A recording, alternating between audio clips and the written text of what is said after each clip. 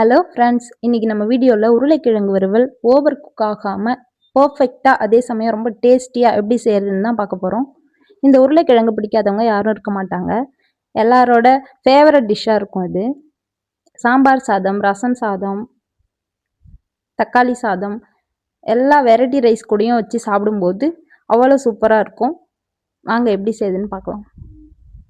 இப்போது ஸ்டவ் பற்ற வச்சு அடுப்பில் ஒரு வானல் வச்சுக்கோங்க. அதில் 3 ஸ்பூன் அளவுக்கு எண்ணெய் சேர்த்துக்கலாம். 1 ஸ்பூன் கடுகு சேர்த்துக்கோங்க.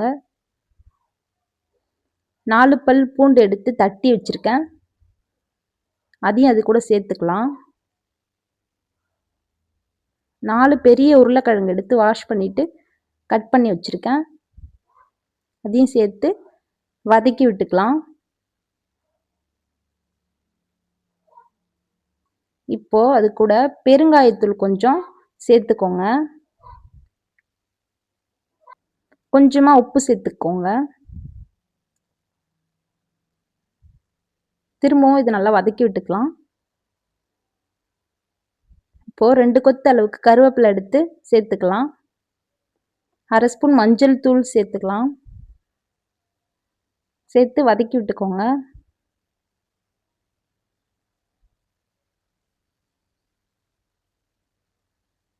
ஒரு 5 நிமிஷத்துக்கு சிம்லேயே வச்சு வேக வச்சுக்கோங்க.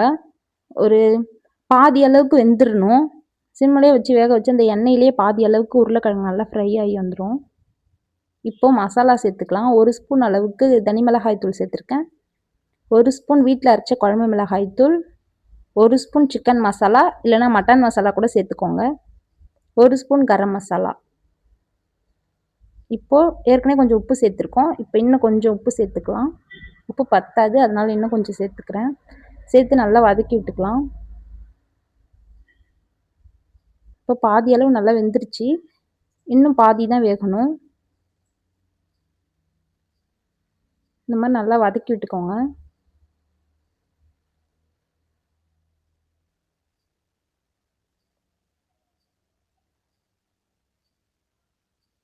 இந்த உருளைக்கிழங்கு ஃப்ரை யாருக்கெல்லாம் பிடிக்குன்னு அப்படியே கமெண்ட்டில் சொல்லுங்கள். இதில் 1/4 டம்ளர் அளவுக்கு தண்ணி சேர்த்துக்கலாம். அதிகமாக நான் சேர்க்கல, 1/4 டம்ளர் சேர்த்துக்கலாம். ஏற்கனவே வெந்துருச்சு, அதனால் கொஞ்சமாக சேர்த்துக்கலாம். சேர்த்து ஒரு தடவை நல்லா கலந்து விட்டுட்டு ஒரு தட்டு போட்டு மூடி வச்சிடலாம். ஒரு 5 நிமிஷம் ஆகட்டும். இப்போ பாருங்கள், தண்ணினா நல்லா வற்றி வந்துருச்சு, நல்லா வெந்துருச்சு. தண்ணி லைட்டாக இருக்குது, எண்ணெய்லாம் நல்லா பிரிஞ்சு வந்துருச்சு பாருங்கள். இப்போ நல்லா ஃப்ரை ஆகிடுச்சு. உருளைக்கிழங்கு வறுவல் ரெடி ஆகிடுச்சு. இவ்வளோ சூப்பராக வெந்திருக்கு. இந்த உருளைக்கிழங்கு வறுவல் எல்லா சாதத்துக்கூடையும் வச்சு சாப்பிடும்போது நல்லாயிருக்குங்க. நான் இன்றைக்கி தக்காளி சாதத்து கூட வச்சு சாப்பிட போகிறேன். ரொம்ப சூப்பராக நல்ல டேஸ்ட்டாக இருந்தது. நீங்களும் இதே மாதிரி செஞ்சு பாருங்கள்.